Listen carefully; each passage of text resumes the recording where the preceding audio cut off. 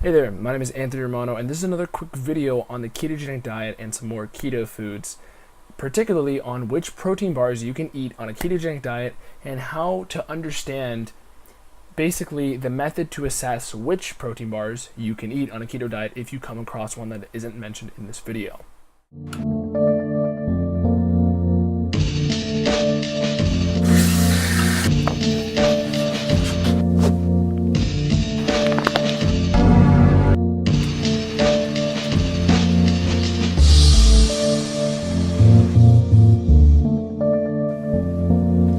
So when it comes to protein bars on keto, the most common ones are Quest bars, or if you find any other random keto bars on a website or some sort of particular low carb blog.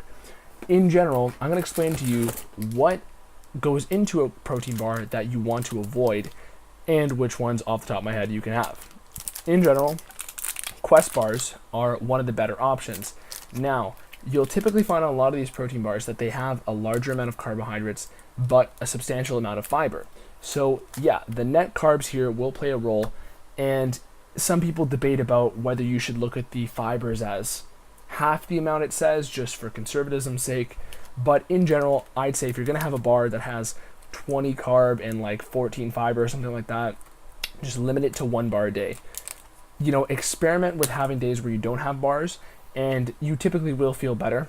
Also, you don't want to overdo too many of these bars, even besides the calorie perspective or carb perspective, because a lot of them tend to be high in sugar alcohols, which can upset your stomach and basically ruin your digestion in certain ways if you overdo it.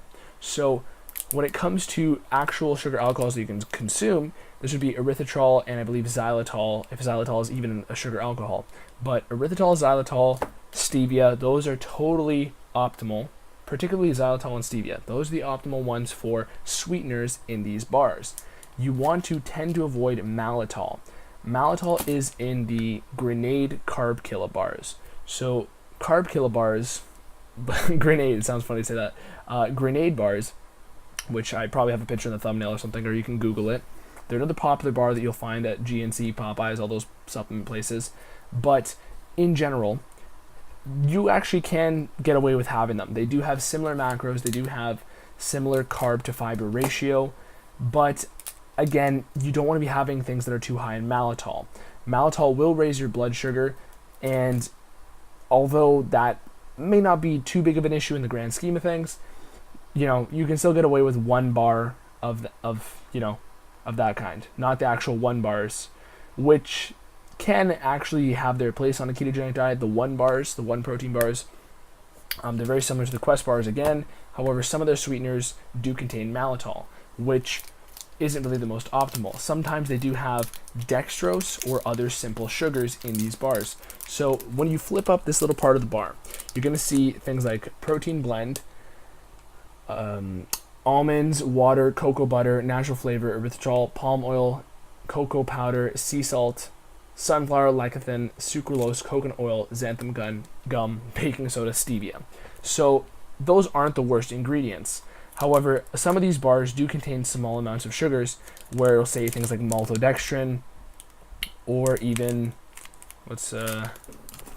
even just dextrin, actually, even just dextrin, dextrose, anything that sounds like dextrin, glucose, or anything ending in ose, right, besides sucralose, is going to raise your blood sugar. Sucralose tends to not raise blood sugar in most people. However, some people do have a reaction to it. And as far as, if it'll affect your blood sugars or keto diet maximization, sucralose won't really affect that. However, it might make you hungrier, and it isn't really the best for your gut. But stevia is totally fine, and stevia and xylitol tend to be preferred.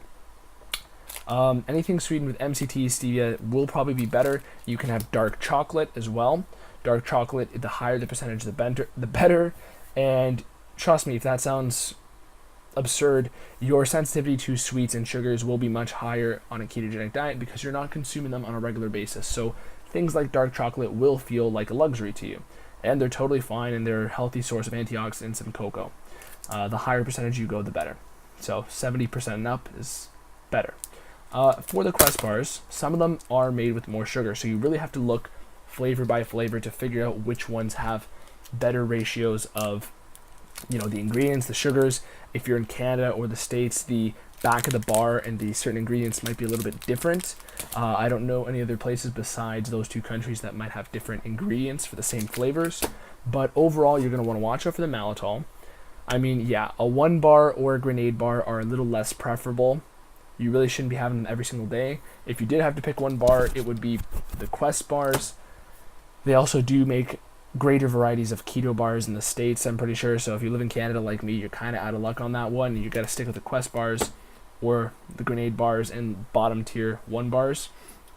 And dark chocolate is absolutely optimal. However, if you are looking for a sweet tooth on keto, you do want to know more desserts, I'm putting out a video very soon on some of my homemade desserts that are very preferable for the ketogenic diet. So as far as protein bars concern you, hopefully this video gave you some insight on how to assess these bars and really what's in them. So if you go forward and you see stevia, sucralose, those will be fine.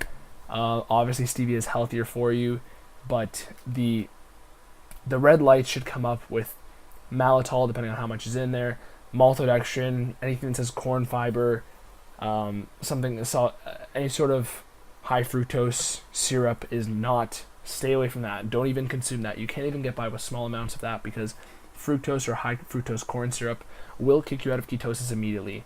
And you would actually be better off having a bar like this, which will raise your blood sugar a little bit more, but it doesn't have actual sugar in it besides carbohydrates and maybe a little bit of maltodextrin. So besides that, the fiber should take care of you in the most part, but try to keep your carbs lower throughout the rest of the day if you're dealing with a bar that has a considerable amount of carbs. So hopefully this video gave you some insight. Leave me some questions. I get back to every single person, and basically you can follow my Instagram, DM me on Instagram, whatever you want, and I'll get back to you. So preferably leave a comment there so other people can see it and benefit from it as well. But overall, click the little subscribe button, little notification bell, all that stuff, and keep liking, watching my videos and stuff. Hoping to keep helping out. Peace.